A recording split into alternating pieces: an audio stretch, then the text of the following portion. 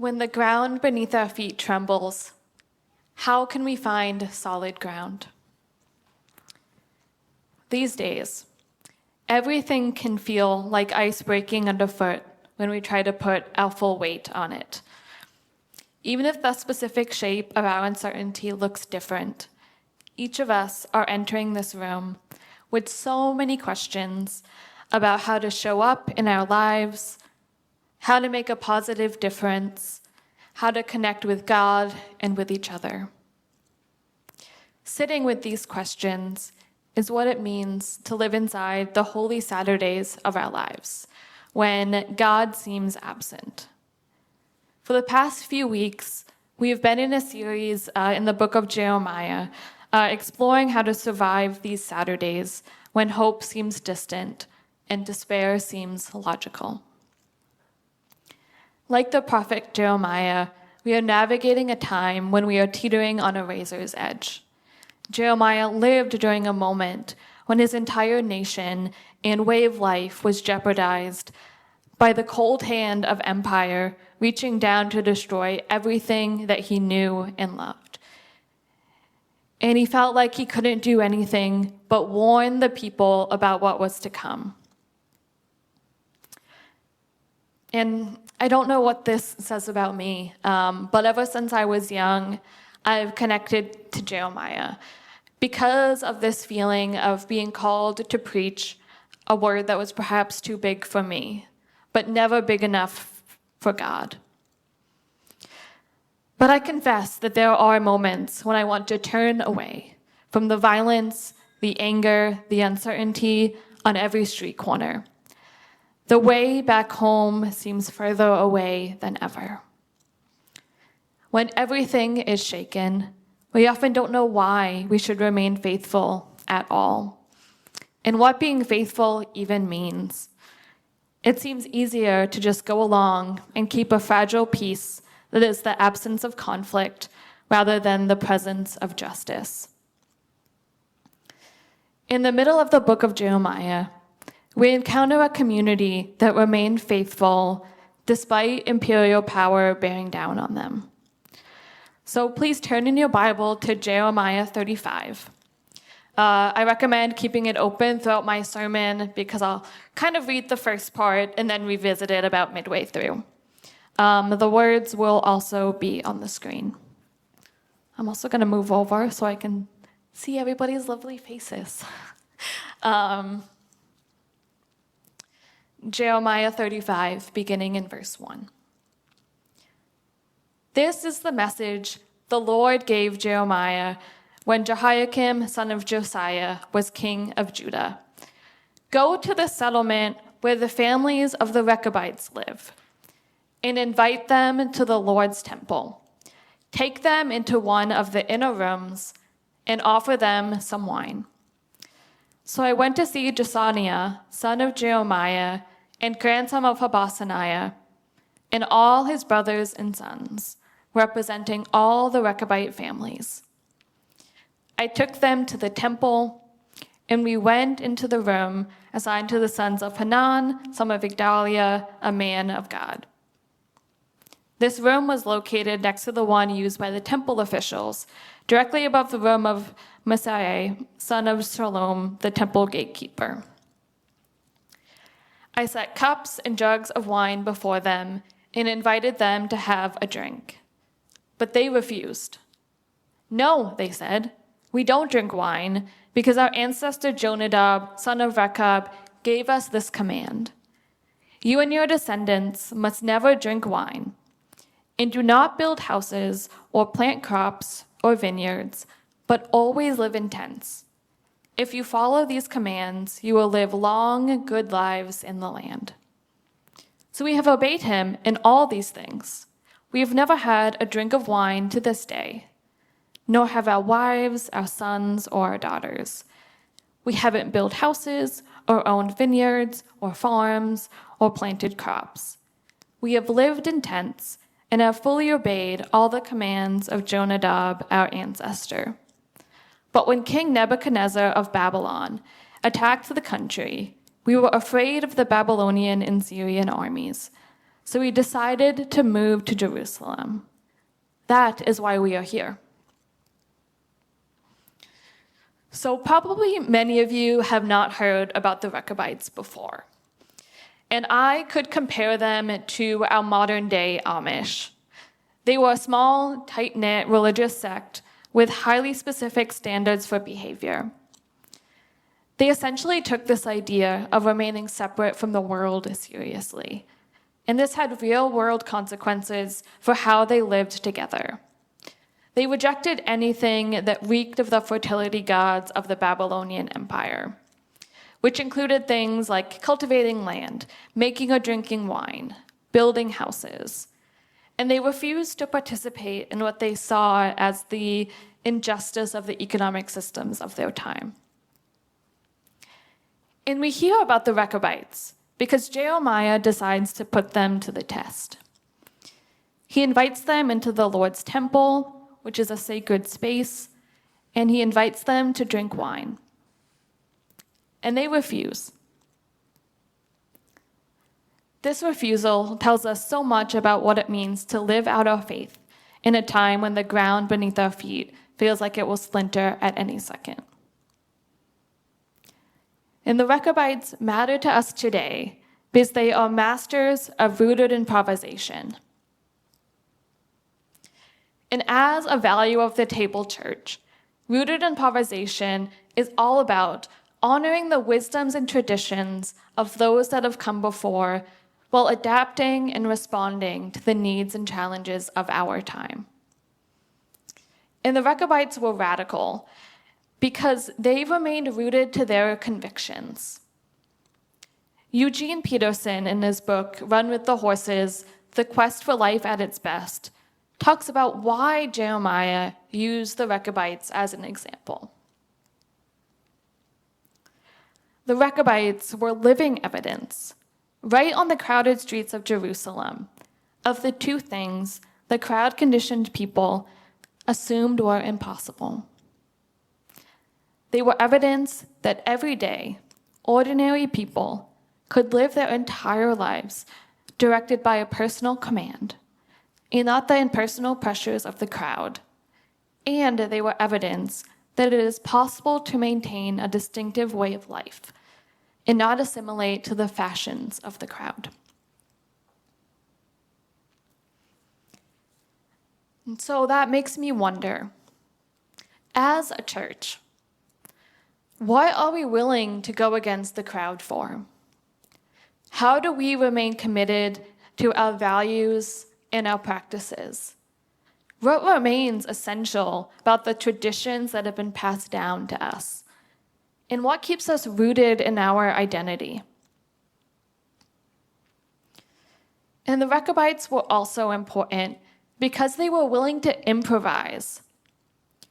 After they deny the wine in front of Jeremiah, they talk about how they moved to Jerusalem because of the impending threat of Babylon. They recognized that their nomadic way of life, living in tents, needed to adapt to keep their community safe. They obeyed the command not to build houses, but they reinterpreted their faith for the changing times by moving into the city. And I think this is great news for any of us who are wondering what it means to act faithfully without replicating the past. Many of us in this room know what it is like to recognize that the tents of our faith are no longer sufficient to keep us safe. And the spiritual practices that used to ground us can so often feel like a way to deliver us back into shame and uncertainty. But this passage gives us the freedom to imagine other ways, more abundant ways, to reach out and connect to God and to each other. There are so many ways to follow God's will. What worked for us at one time might not work for us at another. We don't need to do things the same way we've done them in the past, just because that's what we've done in the past. And now, I do not think that Jeremiah wanted us to drop everything and act just like the Rechabites. But I do think that we can learn to honor and celebrate them for being, in the words of Martin Luther King Jr., transformed nonconformists. In one of his most popular quotes, he writes, "This hour in history needs a dedicated circle of transformed nonconformists. Our planet teeters on the brink of atomic annihilation. Dangerous passions of pride, hatred, and selfishness are enthroned in our lives. Truth lies prostrate on the rugged hills of named Calvaries. And men do reverence before false gods of nationalism and materialism. The saving of our world from pending doom will come not through the complacent adjustment of the conforming majority, but through the creative maladjustment of a non-conforming minority." Now, a couple of weeks ago, Pastor Chinetta talked about how MLK so accurately predicted so many of our current and persisting evils, and how he identified the urge to assimilate, to remain silent, to accept the status quo. And I wonder what it might look like for the Table Church to live into this identity of transformed nonconformists. And it is difficult because considering the full weight of the injustice in our world can be overwhelming, numbing even. I think about Martin Luther King's long list of atomic annihilation, worship of nationalism and materialism, dangerous passions of pride and selfishness, and not much has changed in that regard. And we can add contemporary evils to this list, from the murder of innocents across the globe, from our own cities to the ruins of Gaza, the systemic exploitation in Sudan, in Congo, the everyday violence of people who don't have a place to call home or enough food to eat. And part of being creatively maladjusted is a willingness to remain sensitive to those evils. The Rechabites set themselves apart from the injustices of their own society, and they were willing to stand firm in those convictions. And so our challenge today is not allowing our endless doom scrolling or 24/7 news cycles to lull us into becoming one of the conforming majorities or the crowds who only seek to keep the peace. But Jeremiah urges us further than this idea of a no into the idea of a yes. So we'll pick up the story again in Jeremiah chapter 35, verse 12. Then the Lord gave this message to Jeremiah. "This is what the Lord of heaven's armies, the God of Israel, says. Go and say to the people in Judah and Jerusalem, 'Come and learn a lesson about how to obey me.' The Rechabites do not drink wine to this day, because their ancestor Jonadab told them not to. But I have spoken to you again and again, and you refuse to listen to me, to obey me. Time after time I sent you prophets who told you, 'Turn from your wicked ways and start doing things right. Stop worshiping other gods so that you might live in peace here in the land that I have given to you and your ancestors.' But you would not listen to me or obey me. The descendants of Jonadab, son of Rechab, have obeyed their ancestor completely, but you have refused to listen to me." Jeremiah's main point is this. If the Rechabites can obey the word of one of their ancestors for decades, then God asks, "Why can you not obey me?" Now, for those of us who have grown up in kind of like a very legalistic religious culture, this can seem a bit combative and stern even.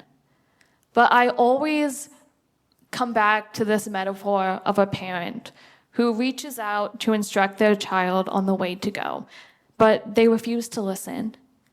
There is pain, there is grief, there is hurt, but there is also a deep love that leads the parent to reach out to the child one last time and say, "Won't you listen to me?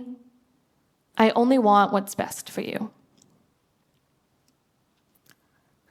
But God is calling us into something beyond just mere abstinence or separating ourselves from the world. The Rechabites were experts at saying no to living in houses, to not drinking wine, to refusing to participate in the systems of injustice around them. But we are invited to go beyond abstinence into a positive doing. One of my absolute favorite books, Martyr by Kaveh Akbar, sums this up. This book explores the nature of martyrdom and what makes a life worth living. But he also explores this idea of what it means to not merely refrain from evil, but to actually do good. 8 of the 10 commandments are about what thou shalt not. You can live a whole life not doing any of that stuff and still avoid doing any good. That's the whole crisis, the rot at the root of everything. The belief that goodness is built in a constructed absence, not doing. That belief corrupts everything, has everyone with any power sitting on their hands. A rich man goes a whole day without killing a single homeless person, and so goes to sleep content in his goodness. In another world, he's buying crates of socks and Cliff Bars and tents, distributing them in city centers. But for him, abstinence reigns. So I think that Jeremiah rightfully praised the Rechabites for their steadfast commitment to the commanded life. But he also recognizes that God is calling us beyond that, calling us to listen to what God truly has for us. And so the Hebrew word used for listen in this passage is Shema. And this is also the word for the central prayer that formed the basis of the Israelites' life together. In Deuteronomy chapter 6, verses 4 through 6, the command is this: "Listen, O Israel, the Lord is our God, the Lord alone. And you must love the Lord your God with all your heart, all your soul, and all your strength. And you must commit yourself wholeheartedly to these commands that I am giving you today." So the central command of Moses' law is about love. To critique the Akbar quote a little bit, the 10 Commandments don't boil down to a thou shalt not, but thou shall. And Jesus perfectly summarizes this idea in Matthew chapter 22, verses 37 through 40, when one of the Pharisees asked him about the most important commandment. Jesus replied, "You must love the Lord your God with all your heart, all your soul, and all your mind. This is the first and greatest commandment. A second is equally important. Love your neighbor as yourself. The entire law and all the demands of the prophets are based on these 2 commandments." These commandments move us into an active practice of showing love for God, for one another, for ourselves, and for creation. The commanded life is not about depriving ourselves from something, but about opening ourselves up. As Akbar says, we can spend our entire lives refraining from drinking, swearing, having premarital sex, etc., and still wonder if we made any tangible difference at all. And for so many of us, we were taught that we needed to change certain things about ourselves in order to be worthy of God's love. It was about chiseling away anything that was not from God. But what might it look like for us to embody the love that has been ours from the beginning?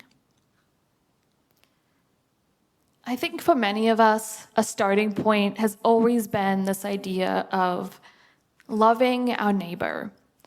For example, when I was thinking through this passage, I immediately thought of Isaiah 58, verses 6 through 9. But as I read it, I want you to consider and focus on what God is truly asking us to say yes to. This is the kind of fasting I want. Free those who are wrongly imprisoned. Lighten the burden of those who work for you. Let the oppressed go free and remove the chains that bind people. Share your food with the hungry and give shelter to the homeless. Give clothes to those who need them, and do not hide from relatives who need your help. Then your salvation will come like the dawn, and your wounds will quickly heal. Your godliness will lead you forward, and the glory of the Lord will protect you from behind. Then when you call, the Lord will answer. Yes, I am here, he will quickly reply. When I consider this passage, it kind of encourages me it makes me zoom out to the full scope of injustice in the world. And sometimes, as I mentioned before, it feels hard to keep paying attention, to keep bearing witness. But we never had to do everything on this list, like God is waiting on a deliverable. We can start small. And for me, that looks like committing myself to speaking the truth whenever I step on this stage. It looks also like advocating for my unhoused neighbors through spreading awareness and building community at my day job, which provides medical care for people experiencing homelessness. And so I want to name that many of us are already showing up in this way, that we are already thinking of ways to show up for our neighbors, to show love, to make a difference. And the word of encouragement I have for you today is to just keep going. But we can't sustain this work without going back to the original commandment. To love the Lord your God with all your heart, with all your soul, with all your strength, with all your mind. As a church, as individuals, we focus a lot on this idea of standing up for a fellow neighbor, not only talking the talk, but walking the walk. But often, God can seem like an addendum to that work, or a way to recharge so that we can keep sacrificing ourselves for the cause. But the commanded life is ultimately about falling back in love with the God of our youth, the God who made us from the beginning. Isaiah reminds us that if we call out to God, God will answer, "Here I am." We return to God, not because we're afraid of disobeying God or because he's some caffeine jolt that we need to keep going in our daily lives, but because God provides us with living water that will never run dry. Perhaps before or as we focus on bending the moral arc of the universe toward justice, we root ourselves in the fact that God has said yes to us from the start, and God longs for us to say a yes in return. So to close, I just want to leave us with one simple question. How can you say yes to falling back in love with God this week? One simple way to begin might be to reflect on a characteristic of God that has felt meaningful to you. For example, maybe the idea of God as Father has always felt fraught and dangerous, but the idea of God as Mother feels healing in some way. Or maybe it's the idea of God as protector or restorer or friend. Whatever it is, just name the one thing that keeps drawing you back in, that thing that urged you into coming into this space, searching for an encounter with God. For me, saying yes to God has looked like practicing rest when everything around me keeps trying to get me to just add that one more thing to my to-do list, to keep going and sacrificing myself for the work. But knowing that God has only required me to love and be loved in return. For you, rediscovering your enchantment with God might be dusting off one of those old spiritual practices, like journaling or taking a healing walk in nature without any distractions, just you and God. And if you find that love for your neighbor and seeking justice is more tangible to you today, I invite you to just simply ask, what is it about this person that reveals the heart of God? How is God showing up in this space? The God who called you to justice is also yearning for you to recognize that God is with you in this fight, that God's heart breaks for what breaks your heart, and God sustains you through it all. Or maybe your step is simpler, to just close your eyes, take a moment of stillness, and say, Lord, here I am. And from there, I pray that a million ways to say yes to God can emerge to chart a path forward. In a time when everything seems shaky, may you fall back in love with the God who is always a firm foundation. Would you pray with me?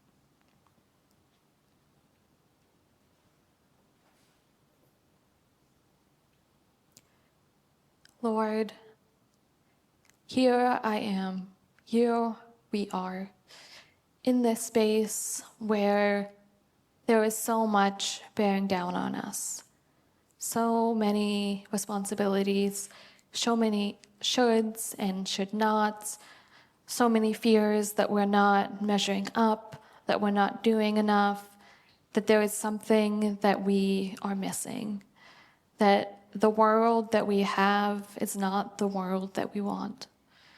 It is heavy.